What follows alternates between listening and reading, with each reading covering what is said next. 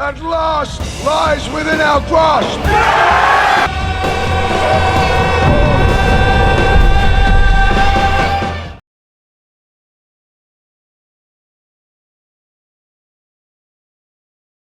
Dalam gelapnya malam, sekelompok prajurit sedang berkemah. Mereka adalah pembawa pesan, namun ketenangan mereka tidak bertahan lama.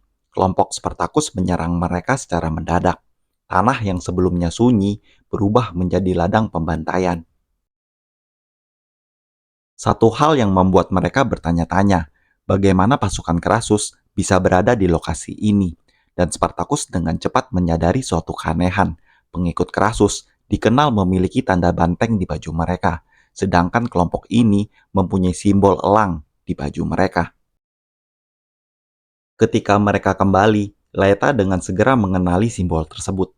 Pasukan yang mereka kalahkan sebelumnya adalah pasukan dari Pompei, salah satu jenderal terkuat di Roma. Ketegangan menyelimuti tenda.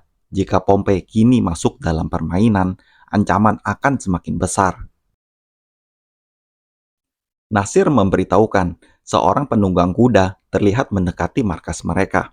Kelompok Spartacus bersiap menghadapi kemungkinan akan adanya serangan. Namun, ketika sosok itu mendekat, mereka menyadari itu adalah Naeva.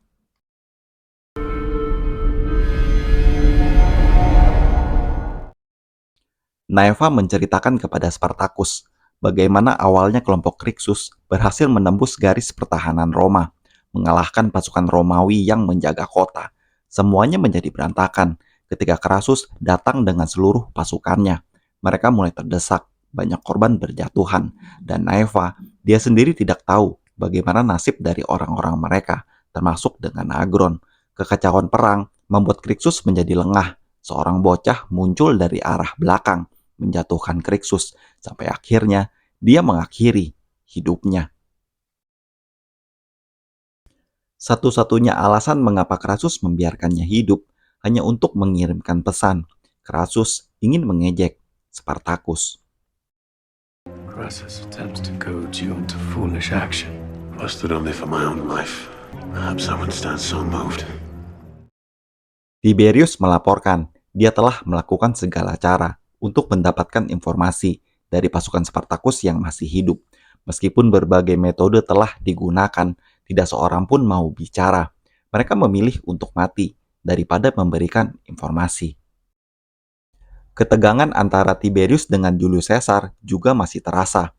Julius Caesar masih dendam karena perbuatan Tiberius terhadapnya. Saat ini, seorang utusan tiba di markas Crassus dengan simbol elang di baju perangnya, simbol yang dikenal sebagai lambang dari Pompei. Dia membawa pesan penting. Pompei menawarkan bantuan kepada Crassus untuk menghadapi kelompok Spartacus. Crassus sedikit terkejut. Dia tahu persis Pompei adalah orang yang mementingkan dirinya sendiri. Crassus juga heran jika memang Pompei ingin menawarkan bantuan, mengapa dia tidak datang sendiri untuk menemuinya.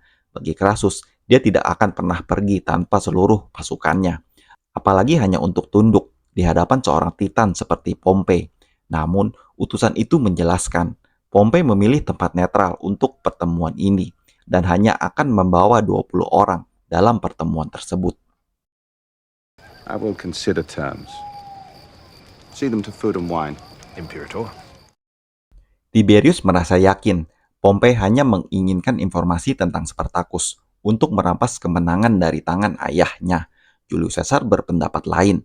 Menurutnya, Pompei baru saja kembali sebagai pahlawan karena menang melawan Sertorius. Jika mereka menolak tawaran tersebut, bisa dianggap sebagai suatu penghinaan besar terhadap Pompei. Hal ini bisa merugikan Crassus di Senat. Julius Caesar menjelaskan, jika mereka menerima tawaran Pompei, mereka dapat menyerang Spartacus dari dua sisi. Pasukan Crassus hanya berfokus pada satu arah, sementara Pompei di arah yang lain, untuk memastikan Spartacus tidak akan lolos lagi. Namun, Julius Caesar mengingatkan Crassus tidak boleh memberikan kesan bahwa dia berada di bawah Pompei. Untuk menjaga kehormatan Crassus, Julius Caesar mengusulkan agar seorang yang terhormat mewakili Crassus dalam pertemuan tersebut. Seorang yang pantas, hanya wakil dari Crassus sendiri, yaitu Tiberius. Dan akhirnya, Crassus menyetujui usulan tersebut. Tiberius berangkat menuju lokasi pertemuan dengan 20 orang pengawal di belakangnya. Setibanya di lokasi pertemuan, dia merasa ada sesuatu yang aneh, sesuatu yang tidak beres. Tiberius memperingatkan pengawalnya untuk tetap waspada. Jika ada hal yang mencurigakan, jangan segan, segera mencabut pedang mereka. Ketika dia masuk ke dalam tenda, sesuatu yang tidak terduga. Ini adalah jebakan. I had hoped to embrace the Imperator himself, yet fate delivers me a shadow of the name Crassus.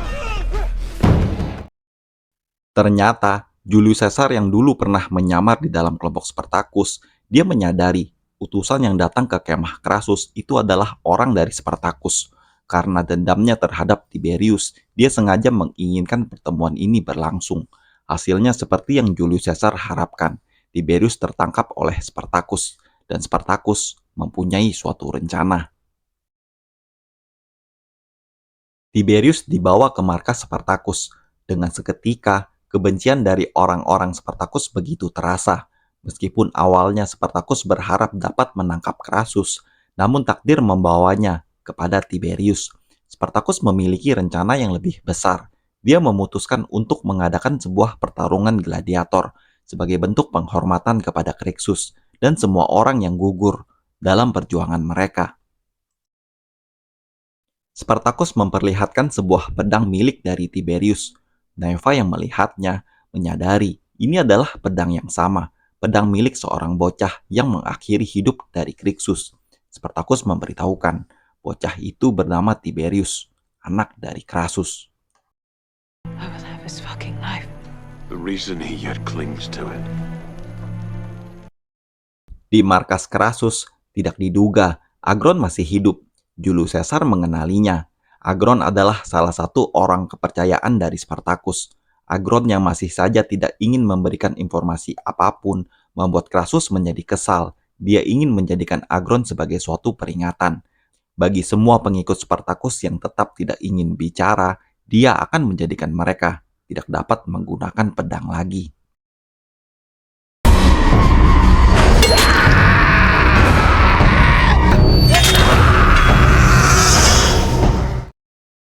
Seorang utusan kembali datang ke markas Crassus. Kali ini benar-benar utusan dari Pompei.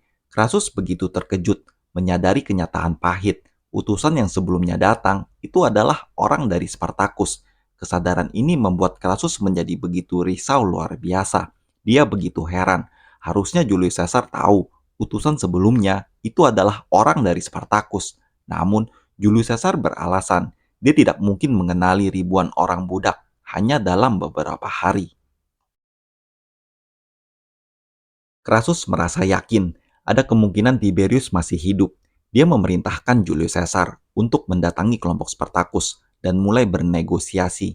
Bagi Crassus, apapun yang terjadi, anaknya harus kembali padanya. You would send me to my death.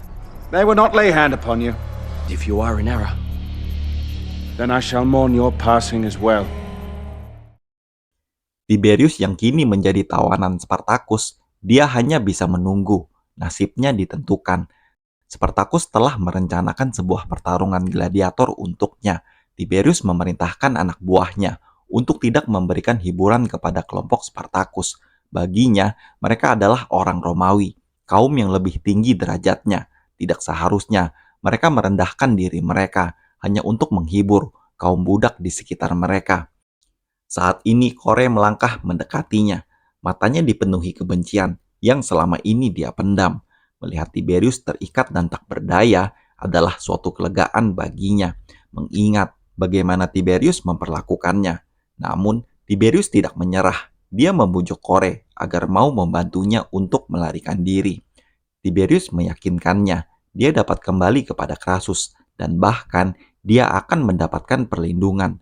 Kore yang telah begitu benci dengan Tiberius, dia menolaknya. Dengan dingin, dia berkata kepadanya, malam ini dia akan hadir di pertandingan, sesuatu yang sangat ingin dilihatnya, menyaksikan hari terakhir dalam hidup Tiberius.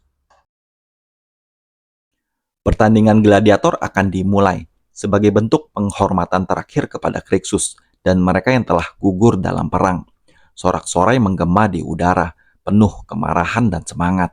Semua mata tertuju kepada Spartacus ketika dia menjelaskan makna dari pertandingan ini, bukan hanya tentang balas dendam, tetapi juga untuk menunjukkan mereka tidak lagi tunduk kepada kekuasaan Romawi. Salah satu pengawal Tiberius dibawa masuk ke arena, diberikan senjata, dan diperintahkan untuk bertarung. Namun, sesuai perintah Tiberius, dia menolak untuk melawan.